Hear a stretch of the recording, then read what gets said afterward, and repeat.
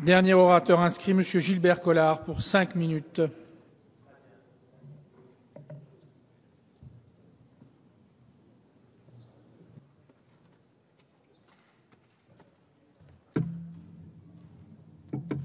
Monsieur le Président, Monsieur le Ministre, Monsieur le rapporteur, ce texte aurait pu me convenir dans le but général qu'il poursuit.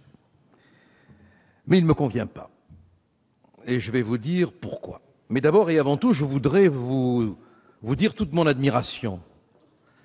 Parce que j'ai rarement rencontré des hommes capables de transformer une faillite morale, l'affaire Cahuzac, en une entreprise de moralisation.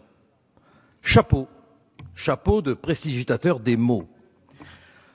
On a une loi qui vous permet ici, une fois encore, de nous faire la leçon, alors que, et cela aurait pu arriver à tout le monde, vous êtes dans le camp du fautif. J'en arrive à me demander si un député ayant été un incendiaire, vous n'auriez pas voté une loi exigeant la présence d'extincteurs chez chaque député. Ou si Dominique Strauss-Kahn, ayant été député, vous ne voteriez pas une loi imposant aux députés de sexe masculin, dans le cadre d'une loi de moralisation de la vie sexuelle, l'absorption de bromure à dose régulière. Chaque fois qu'il y a une situation qui vous embarrasse, vous votez une loi pour pouvoir dire que le mal qui a été fait par vous, vous le corrigez par une loi que vous faites voter. L'intitulé même du texte, quand même un peu, soyez lucide, transparence de la vie publique, vous dédouane alors que le douanier a pris l'un d'entre vous la main dans le sac de Cahuzac. Alors après que le travail effectué soit de bonne volonté, moi j'en disconviens pas, mais il faut avoir au moins l'honnêteté de reconnaître que c'est à partir d'un désastre moral qui nous concerne tous.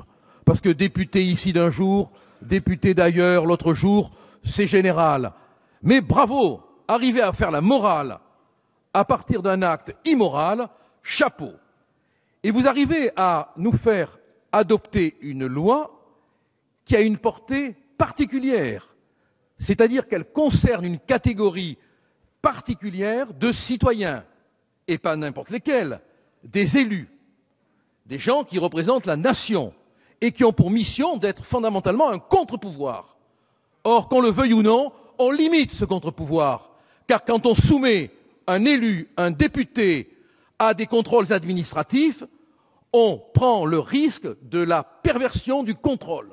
Et ça, c'est un danger pour nos libertés. C'est un danger pour l'exercice du contre-pouvoir. Parce qu'on peut à n'importe quel moment être victime d'une perversion du contrôle. Et ça peut arriver. Personne ne peut jurer ici que ça n'arrivera pas. Alors même que nous avons dans nos textes tout ce qu'il faut pour réprimer. On a la corruption, le favoritisme, la prise illégale d'intérêt, l'abus de confiance, enfin, le code pénal est rempli de textes qui permettent de réprimer tous les comportements fautifs. Vous me direz, certaines de ces infractions ne sont punies que de 5 ans de prison. Donc, l'approbation, tout va bien, la vie est belle, il ne faut pas s'affoler. Et puis, ce qui est encore plus grave, et je conclurai là-dessus en 2 points.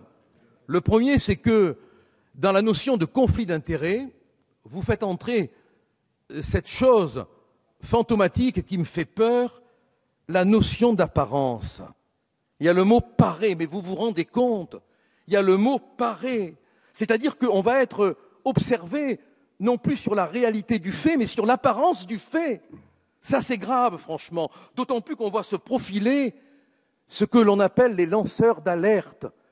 Mais rappelez-vous, et je conclurai là-dessus, quand la démocratie se meurt à Athènes, comment on les appelle, les lanceurs d'alerte? On les appelle les sycophantes. Et c'est eux qui apportent la mort de la démocratie. C'est pas la peine de relire Aristophane pour s'en souvenir. C'est à partir du moment où on introduit la capacité à cultiver la suspicion que la démocratie, progressivement, se meurt. Alors, je vous le dis, je pense que vos intentions peuvent être bonnes. Je crois qu'il n'y a pas que des gens mal intentionnés, loin s'en faut. Mais rappelez-vous que qui veut faire l'ange, quelquefois, fait la bête à la grosse voix parfois même. Merci. La discussion générale.